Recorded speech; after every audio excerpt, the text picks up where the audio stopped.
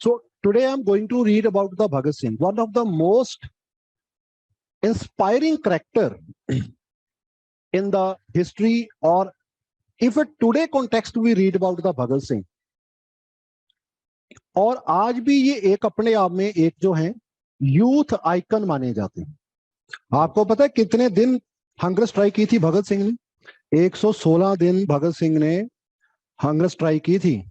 और जिस दिन उनकी एक हियरिंग चल रही थी लाहौर कॉन्स्पिरेंसी केस में, उस दिन उनको हैंडकफ करके स्ट्रेचर पे लिटा के उनको हियरिंग के लिए लेके गए थे। So now I am going to discuss, आज ऐसी बहुत सारी चीजें होंगी जो मैं आपको इस पर्सनैलिटी बेस्ड बायोग्राफी में, basically I am going to discuss with you biography of the Bhagat Singh. और ये 300 पन्नों की बुक को हम 3 मिनट में पूरे का पूरा समराइज करेंगे, ठीक है? तो सबसे पहले जब हम स्टार्ट करते हैं तो भगत सिंह जो थे, भगत सिंह का बर्थ जो था 1907 में बंगा नाम का एक विलेज था। This village in Lyallpur district, Punjab. ये लियालपुर डिस्ट्रिक्ट जो है ये मॉडर्न हमारा जो आज का पाकिस्तान है वहां पे है।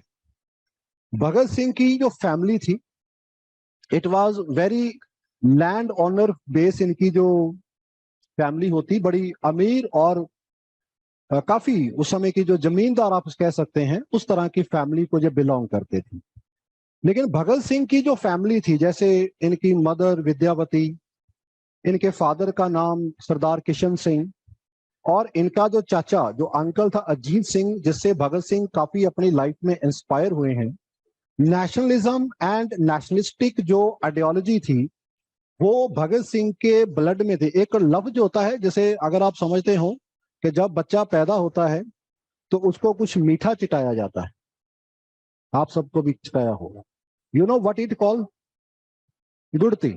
और वो किससे दिलाई जाती है? नॉर्मली अब तो फैमिली में ये होता है कि चलो कोई भी बड़ा बुजुर्ग दे देता है, लेकिन पहले क्या होता था, गुड़ती का मतलब होता था कि अगर कोई फैमिली में ऐसा पर्सन है जो बहुत काबिल है, बहुत उसके अंदर काबिलियत है, उससे उस बच्चे को जो था उसका गुड़ती दिलाई जाती थी ताकि ये बड़ा होकर उस तरह से बने।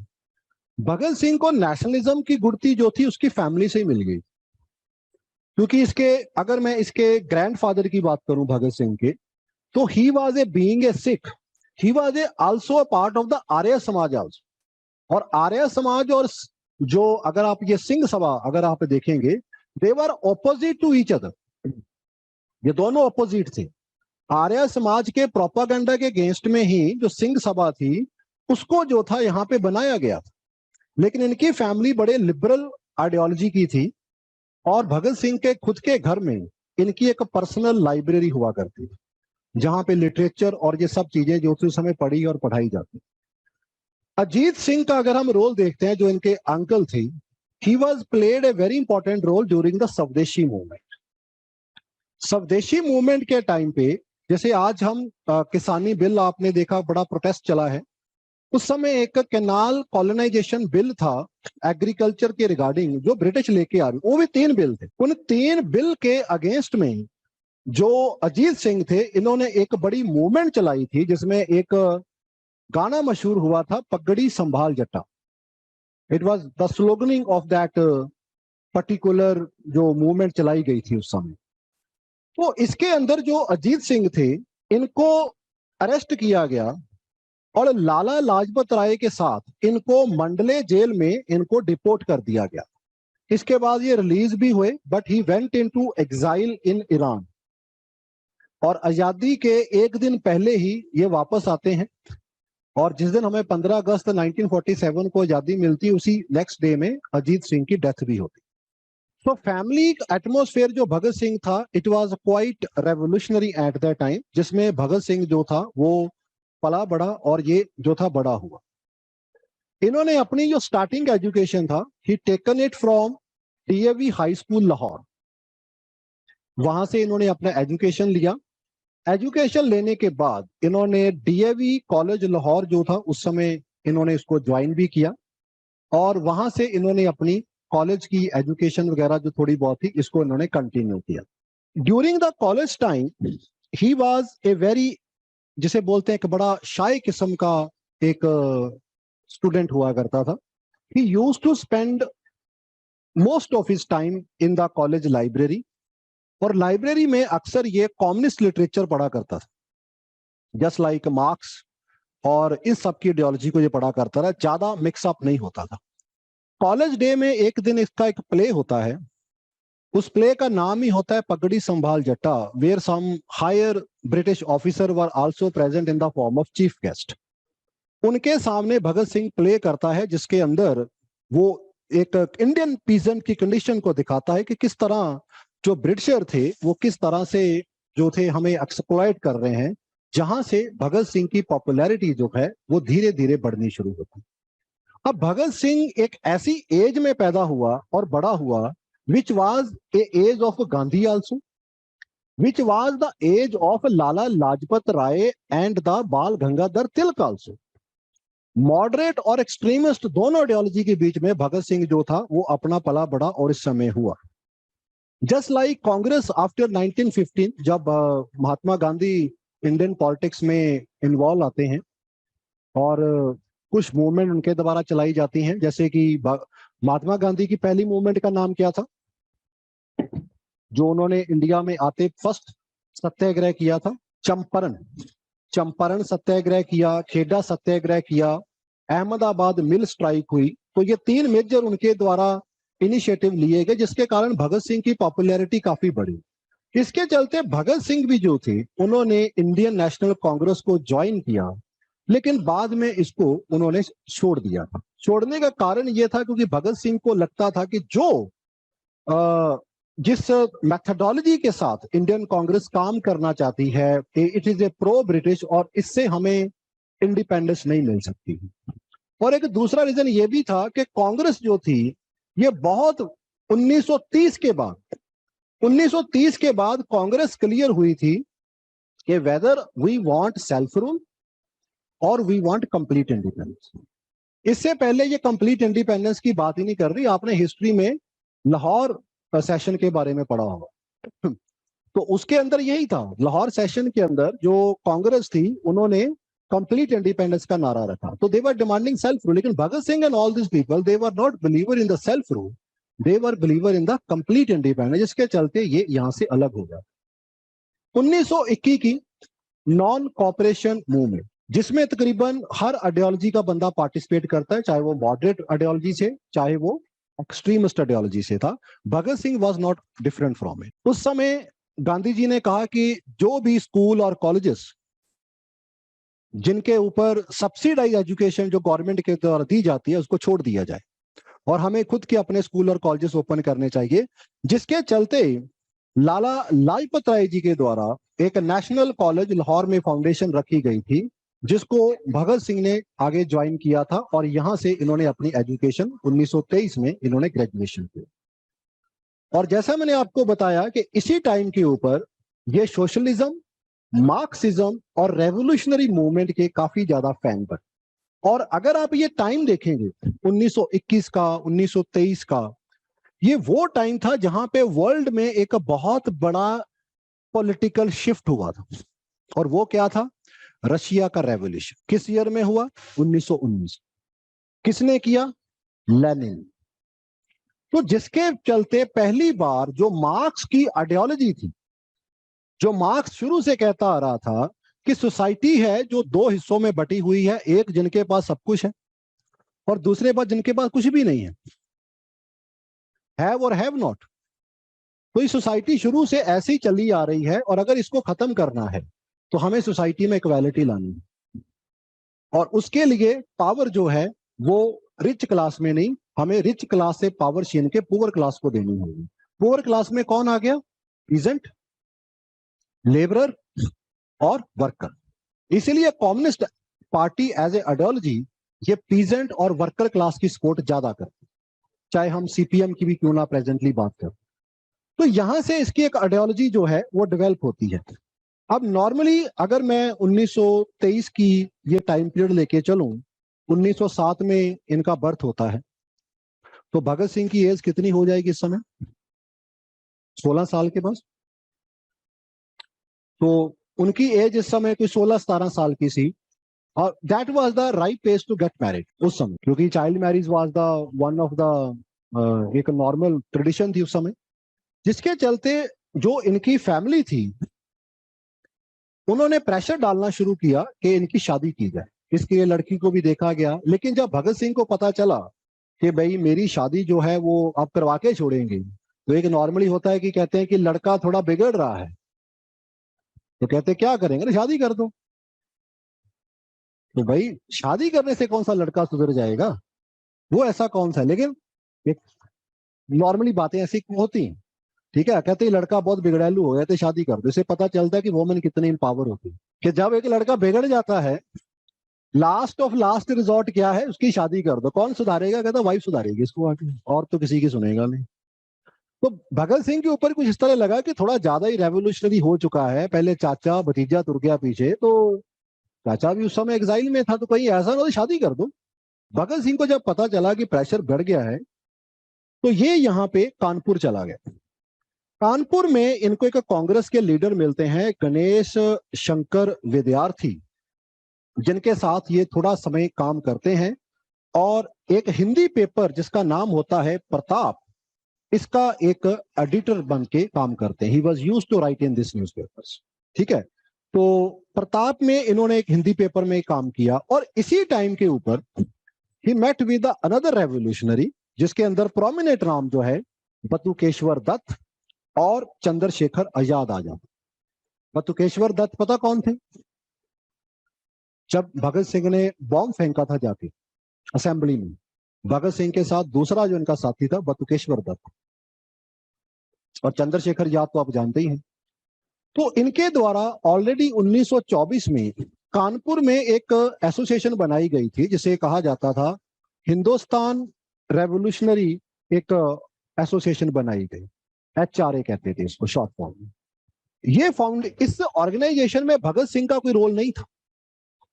ये ऑर्गेनाइजेशन ऑलरेडी सुचिंदर सन्याल और चंद्रशेखर आजाद इन लोगों ने बनाई थी, जिन्होंने बाद में रेवोल्यूशनरी एक्टिविटी को करने के लिए ककोरी कांड किया था।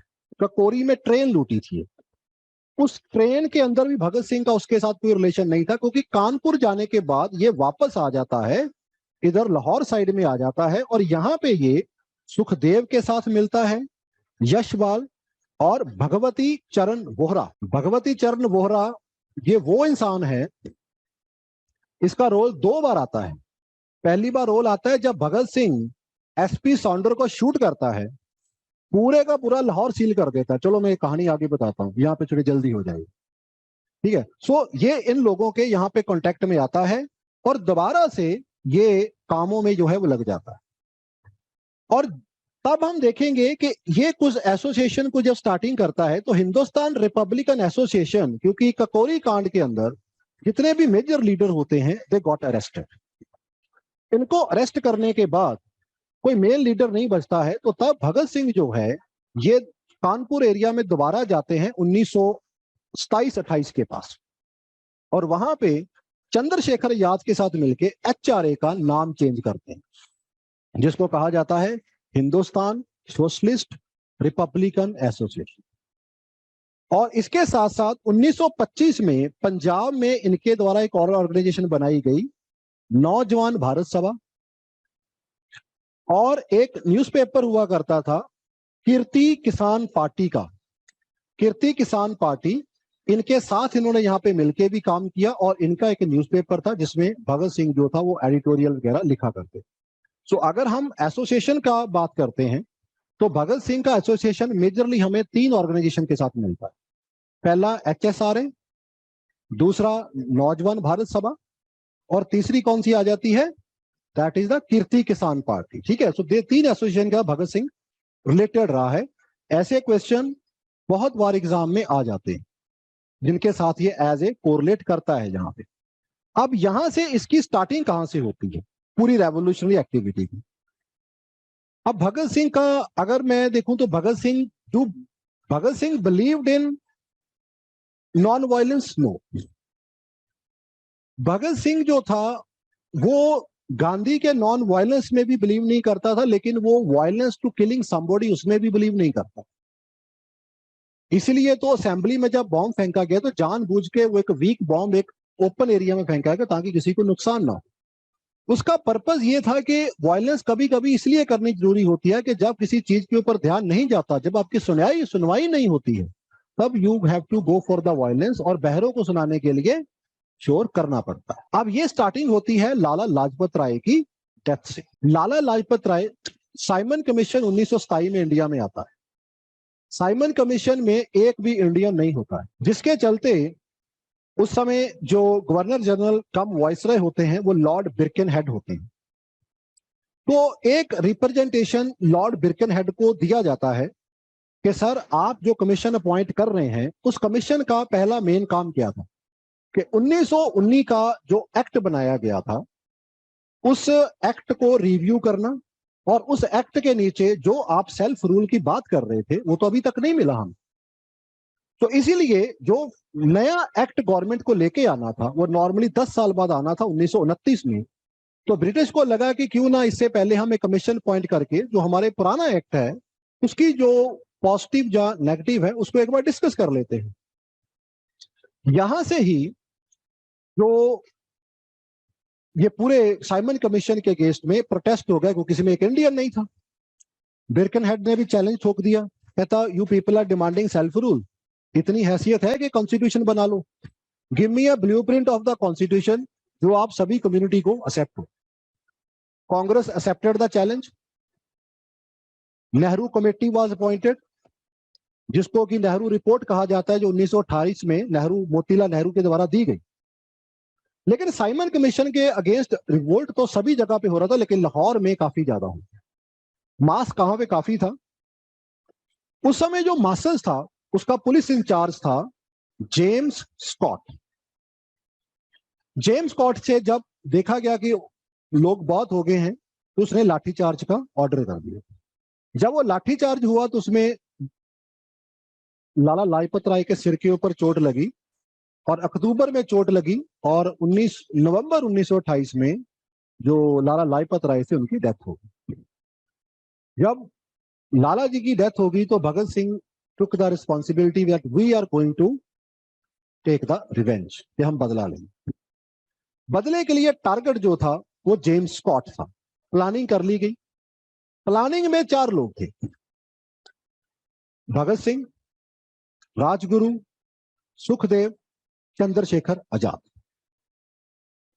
इन चारों ने प्लान किया कि स्कॉट को नहीं छोड़ना है। प्लान कर लिया, रूट मैप कर लिया, पूरी प्लानिंग करके जिस दिन वो बाइक पे निकला वो स्कॉट नहीं था, ही वाज एसपी सॉन्डर्स। लेकिन तब तक गोली बंदूक से निकल गई और गोली कभी वापस नहीं होती। And this time they kill Bhagat Singh himself, shoot at least 3 to 4 round वो स्काउट के छाती में गाड़ दिए और वहां से भागे। जब वहां से भागे तो एक इंडियन सोल्जर भी था, because he was on the duty eight that time, वो इनके पीछे लग गए। लाहौर कॉलेज का गेट था, बैक एंट्री गेट, यहां से ये भागे। उसने फॉलो किया एंड ही आइडेंटिफाइड देम। उसका नाम था सरदार चन्नन सिंह। चन्नन सिंह जब इनको पकड़ एक तरह से क्लोज में आ गया तब चंद्रशेखर रुका। चंद्रशेखर आजाद शूट चन्नन सिंह। तो एक का मर्डर नहीं हुआ था, 2 मर्डर हुए थे, एसपी सॉन्डर का और constable Channan Singh. It was a bigger killing in Lahore. Immediately पूरा लाहौर सील कर दिया गया। लाहौर से बच के निकलने का रास्ता था एक ही, दैट वाज ट्रेन। ट्रेन लेनी थी लाहौर से बठिंडा, बठिंडा से पहुंचना था बंगाल। पूरा लाहौर सील था। गली गली में सीआईडी, इंटेलिजेंस और पुलिस थी कि 4 नौजवान हैं, उनको आइडेंटिफाई करके निकलना। तब सुखदेव ने अप्रोच किया भगवती चरण वोहरा को, और इनकी वाइफ थी जिसका नाम था दुर्गा देवी, और उसे सभी रिस्पेक्ट से दुर्गा भाभी कहा करते। तो इन्होंने रिक्वेस्ट किया कि हमें किसी तरह से भगत सिंह को निकालना होगा। उस समय भगत सिंह को अपना रूप रंग बदलना पड़ा। जो पिक्चर मैंने आपको दिखाई थी ये उस समय की है, जब इसको अपने बाल काटने पड़े, बियर्ड शेव करनी पड़ी, तो कटे हुए बालों को छिपाने के लिए इसने हैट पहना। और दुर्गावती जो थी वो भगत सिंह की वाइफ, और उसका छोटा बच्चा सोता हुआ वो भगत सिंह ने उठाया, और राजगुरु इनका था वो कुली की तरह, उसने सामान उठाया हुआ था। तो तब ये लाहौर स्टेशन के ऊपर पहुंचे, और लाहौर स्टेशन के ऊपर पहुंचे तो तब इन्होंने वहां पे पुलिस को चकमा दिया। They look themselves as a western couple. तो दुर्गावती ने इनको वहां से निकाला। तो इसके चलते ये दोबारा HSAR में आते हैं। लेकिन तब तक होता क्या है कि ये किलिंग का बड़ा क्रिटिसिज्म होता है कि ये वायलेंस, ये killing, non word Congress, Mahatma Gandhi इसको क्रिटिसाइज करते हैं। तो तब भगत सिंह को लगा कि हु आई एम, मैं कौन हूं। मास्टर्स के लिए तो आई बिकम ए टेररिस्ट, क्योंकि ब्रिटिश ने तो टेररिस्ट डिक्लेयर कर दिया, जगह जगह पोस्टर लगा दिए गए कि देयर आर 4 लड़के जिसमें से एक सिख है। तो मैं तो एक टेररिज्म बन गया। तो जब तक मैं मास्टर्स में नहीं जाऊंगा, and I will not convey my thought and ideology, तब तक मैं कैसे बताऊंगा कि मेरे लिए आजादी का मतलब क्या है।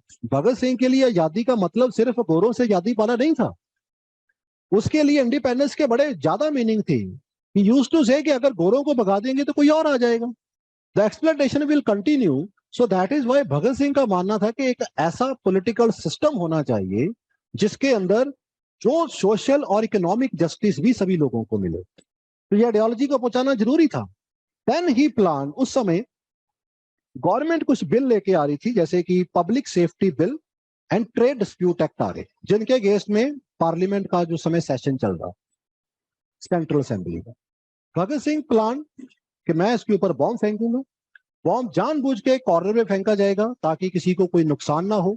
जब कोई नुकसान नहीं होगा, अरेस्ट होगी, ट्रायल चलेगा, उस ट्रायल को मैं अपना एक मीडिया ट्रायल में कन्वर्ट करूंगा, I will propagate my ideology. तो प्लान अच्छा था, हुआ भी। ही अलॉन्ग विद बतुकेश्वर दत्त, इन्होंने हॉल में बॉम्ब फेंका। इनके पास पिस्टल भी था, लेकिन जब इनको अरेस्ट किया गया तो इन्होंने पिस्टल कांस्टेबल को दे दिया, पुलिस को, एंड दे गॉट अरेस्टेड। और पूरे असेंबली हॉल में इन्होंने पैम्फलेट बांटे, इनकलाब जिंदाबाद। अब इस एक्ट को अगेन गांधी ने बहुत क्रिटिसाइज किया कि ये गलत है। भगत सिंह ने भी कहा कि हमने किसी को मारा नहीं, हमने कोई वायलेंस नहीं की है, this is just our way. और ये आइडियोलॉजी से कहां से मिली? He was influence in this context by Auguste Vaillant, जो एक फ्रेंच अनार्चिस्ट था। उसी से इंस्पायर होकर इसने ये बॉम्ब वाला काम किया था। तो इसने जानबूझ के अपने आप को अरेस्ट किया, अरेस्ट करवा के इसने वहां पे जेल में रखा गया। अब जब जेल में गया तो केस एक नहीं, केस कई खुल गए। There was one Lahore conspiracy case, जिसके अंदर सॉन्डर का मर्डर केस था, वो खुल गया। असेंबली का बॉम्ब का केस था, ये खुल गया। ये सारे केस खुल गए यहाँ पे। अब इसके अंदर जब इसको यहाँ पे जेल में रखा गया तो पहले इसको वहां पे दिल्ली जेल में था, तो वहां पे he was getting a good, जो एक नॉर्मल राइट होते मिलते हैं। इसको वहां से शिफ्ट कर दिया गया। वो जेल थी इधर लाहौर पाकिस्तान में, रावलपिंडी में, मियां वाली जेल, उस जेल का नाम था। इसमें रावलपिंडी की मियां वाली जेल में वहां पे ट्रांसफर कर दिया, और वहां पे जाके देखा भी हालात बहुत खराब है। तो तब इसने डिमांड की कि I am a political prisoner, क्योंकि तभी तक मर्डर वाला केस नहीं हुआ था, तो मैंने कोई वायलेंस नहीं की है, so I am a political prisoner, so I should be treated like a political prisoner. और मुझे अच्छा खाना, अच्छा मेरी बैरक, मेरे पास साफ सुथरे कपड़े, पढ़ने के लिए किताबें, न्यूज़पेपर, मुझे सब मिलना चाहिए। जेल अथॉरिटी ने रिफ्यूज कर दिया, तो इन्होंने खाना बंद कर दिया। अब स्टार्टिंग में लगा जैसे होता है, चलो भूख हड़ताल है, देखेंगे कितना टाइम निकलेगा, but it was A turning point in the Bhagat Singh popularity. ये वो टाइम था जहां पे भगत सिंह हर घर का एक नाम बन गया। हर घर में, हर गली में, हर नुक्कड़ में, देश के हर हिस्सों में भगत सिंह की चर्चा होनी शुरू होगी, और पॉपुलैरिटी का ग्राफ बहुत बढ़ गया। During this time viceroy was Lord Irwin. Lord Irwin उस समय शिमला की छुट्टियों पे था, लेकिन ये ग्राफ इतना ज्यादा बढ़ गया कि लॉर्ड इरविन को लगा कि now we have to do something. Government try to do everything, they were torture. यहाँ पे पानी के, क्योंकि हंगर स्ट्राइक में वाटर नहीं रोका जा सकता, पानी निकाल के उसमें दूध भर दिया गया। खाने के टेबल में दुनिया भर के टेस्टी फूड डिशेस। आप इमेजिन करो 20 दिन से तुम भूखे हो और एक बड़ी सुंदर सी थाली आ जाए सामने जिसमें मीठा भी और सब चीजें जो है मिल जाए, तो दिल तो ललचाएगा ना। ये सब किया गया लेकिन ये नहीं टूटे, ये ऐसे ही रहे। अब इसके चलते इनका एक साथी था जतिंदर नाथ दास, जिसे जतिन दास भी कहते हैं। 63 डेज में इस बेचारे की डेथ हो गई और ये हड़ताल भगत सिंह की 116 दिन चली। 116वें दिन कांग्रेस के रेजोल्यूशन के ऊपर, सपोर्ट करने के ऊपर और इसके फादर के कहने के ऊपर, किशन सिंह के कहने के ऊपर, इसने वो भूख हड़ताल तोड़ी थी। तो ये वो टर्निंग पॉइंट आता है जहां पे भगत सिंह को एक बहुत नेशनल लेवल के ऊपर रिकॉग्निशन जो है वो मिलती है। और यहीं से हम देखेंगे, अब भगत सिंह की popularity was very rising very high. Irwin नहीं चाहता था कि कोई इस तरह की पॉपुलैरिटी हो, सो दैट इज व्हाई जो केसेस थे उनको ओपन किया गया। इसके लिए जो HSRA थी, they try to make effort to release Bhagat Singh from jail, जिसके लिए 2 बॉम्ब मेकिंग फैक्ट्रियां लगाई गई। एक थी लाहौर में, दूसरी फैक्ट्री थी सहारनपुर उत्तर प्रदेश। लेकिन पुलिस को लाहौर वाली फैक्ट्री का पता चल गया। उस बॉम्ब मेकिंग कॉन्स्पिरेंसी के अंदर 27 से 28 अरेस्ट हुए। उसमें से एक अरेस्टी का नाम था जय गोपाल। अब पुलिस का डंडा सभी तो झलते नहीं है, तो उस जब अरेस्ट किया गया तो, और वो मतलब कि उसकी स्टार्टिंग भी कैसे हुई, HSR ने जो प्लान किया कि भाई हम जो जेल है, उस जेल के जो बैक साइड के ऊपर जो दीवार है उसको बॉम्ब से उड़ा देंगे, भगत सिंह को भगा लेंगे। इसके अंदर बॉम्ब का प्लांट किया वहां पे भगवती चरण वोहरा ने। भगवती चरण वोहरा का इसलिए नाम दूसरी बार यहाँ पे आ जाता है। भगवती वोहरा ने वो बॉम्ब लगाया, लेकिन वो बॉम्ब लगाते ही वो दीवार तो नहीं फटी, लेकिन वो बेचारा उड़ गया। और उसके बाद when the link came up कि भाई किसने बॉम्ब कैसे आया, तो ये लाहौर और सहारनपुर के अंदर जो बॉम्ब मेकिंग थी उसके पकड़े गए और HSR के मेजॉरिटी जो लीडर थे वो पकड़ लिए गए। अब ट्रायल ये 3 हो गए, पहला मर्डर ट्रायल, दूसरा असेंबली बॉम्ब का ट्रायल और तीसरा ट्रायल आ गया ये बॉम्ब मेकिंग का ट्रायल। 27 से 28 अरेस्ट हो गए। अब जो असेंबली बॉम्ब का केस था उसमें भगत सिंह को लाइफ इम्प्रिजनमेंट हो गई थी, डेथ सेंटेंस नहीं हुआ था, लाइफ इम्प्रिजनमेंट होगी। लेकिन जब डंडे पड़े तो जय गोपाल बिकम अप्रूवर। तो जय गोपाल ने वहां पे टेस्टिफाई कर दिया कि SP सौंडर को मारने वाला भगत सिंह राजगुरु सुखदेव थे और उसको छोड़ देंगे हम। जब जय गोपाल अप्रूवर बन गया तो इसकी विटनेस थी जिसने आइडेंटिफाई करने थे, इसको कोर्ट में लाया गया। वहां पे एक साथी था इनका जिसका नाम था दत्त। दत्त ने जब वोहरा को देखा तो जय गोपाल को देखा, उसने चप्पल उठा के जय गोपाल के चेहरे पे जड़ दी। जज ने ऑर्डर कर दिया, कहते सारे के सारे हैंडकफ करो। भगत सिंह और इन साथियों ने मना कर दिया कि व्हाई यू आर हैंडकफिंग अस, हम नहीं करेंगे। इनको कोर्ट में ही पूरी तरह से पीटा गया।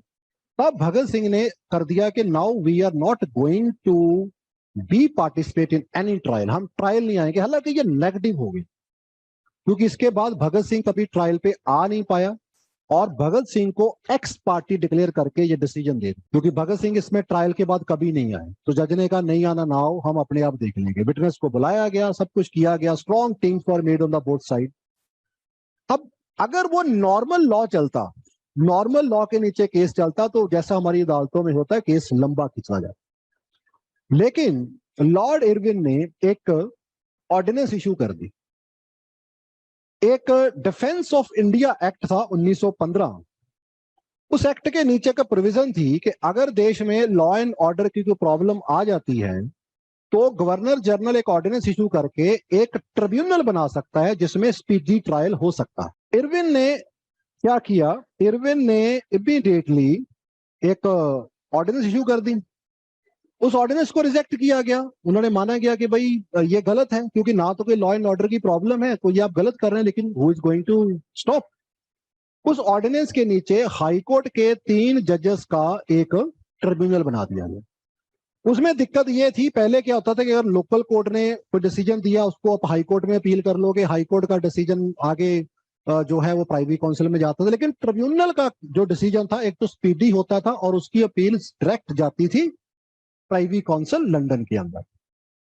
तो ट्रिब्यूनल ने जब डिसीजन दिया गया तो डिसीजन जयगोपाल आई विटनेस बन गया था। तो उसके चलते ही इन्होंने कहा कि it is not only the murder of the Saunder but a conspiracy to kill James Scott also, जिसके अंदर भगत सिंह, राजगुरु और सुखदेव जो थे इनको फांसी की सजा कर दी गई। फांसी की सजा होगी, भगत सिंह ने अपील करने से मना कर दिया, लेकिन बाद में समझाने के ऊपर इन्होंने अपील आगे की और प्राइवी काउंसिल में आगे अपील की गई, लेकिन वो अपील भी रिजेक्ट हो गई।